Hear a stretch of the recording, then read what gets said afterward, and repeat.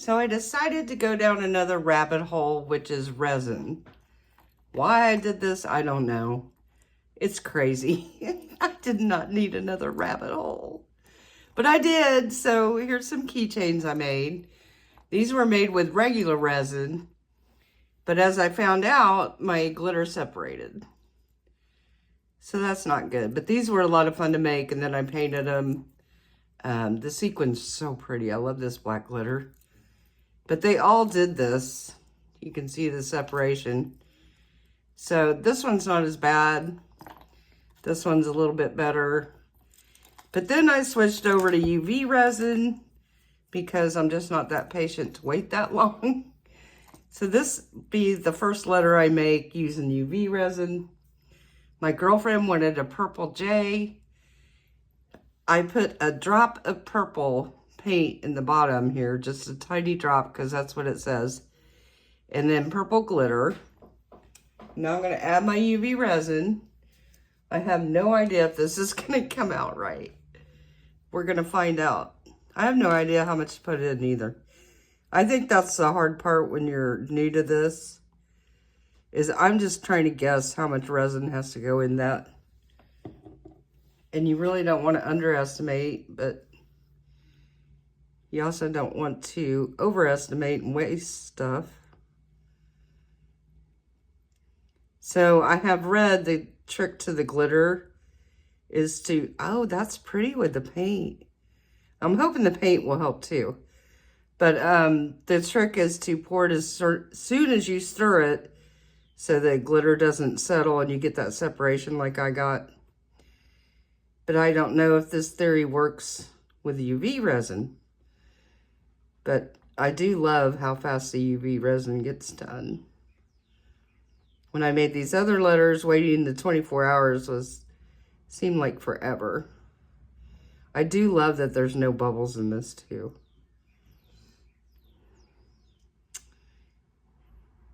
Not sure. Still looks like a little bit of separation. I hope this is enough to fill this J. I hope.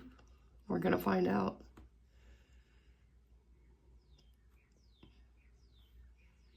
Let's give it a pour and see.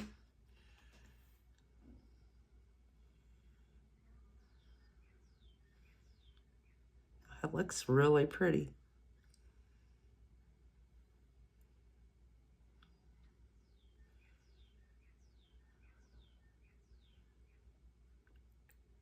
I think another hard thing's been learning how to dome.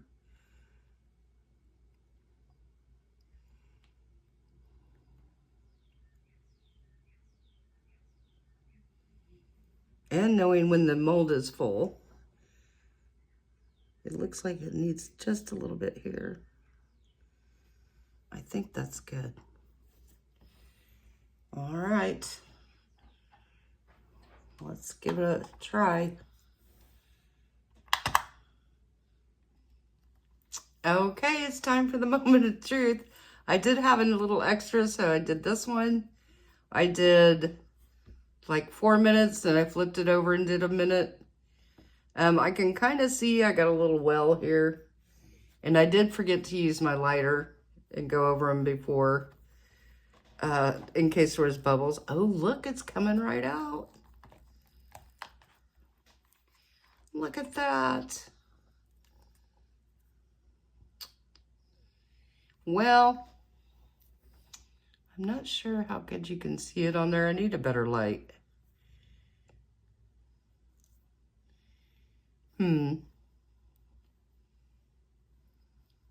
There's a mark. It's kind of a weird mark. Can you see it? But all in all, I think it's pretty good. It's just a little bit sticky on the bottom, so I'm going to flip that over and put the light on it again. I had read that if you use a lot of glitter, now this one did not really come out. It looks pretty on this side. Oh, there's some dents. I don't know what the little dents. If anybody knows, let me know. Here's the back. I probably should have stirred these with a toothpick once I put them in the mold. This one's much drier. This one's just a little tiny bit tacky. I just don't know what these it looks like it got scratched. What would cause that? I think they'll look better when I put a dome coat on them, like I did the other ones. The dome coat really makes a difference. This K was the best dome coat I did, but it's still, I think I'm going to have to get a leveling table. So if you look at this J, it's a little unlevel. But what would cause these scratches? Huh. Very strange. Well, thanks for coming on this journey with me. Like I said, I didn't need another rabbit hole. I was inspired by Jenna. For my dot friends, I'm sure you know who Jenna is. I told her I was getting ready to go down the resin rabbit hole, and that's what I've done. I think this will be a lot of fun to do with my grandkids. I've got little jewelry molds for them. And I think with the UV light, the grandkids will love that it's so fast. Anyway, if you have any tips or tricks, let me know. Bye.